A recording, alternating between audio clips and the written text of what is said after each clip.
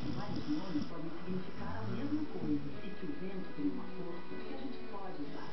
Ela também é um símbolo de que com a educação todos podem voar mais alto.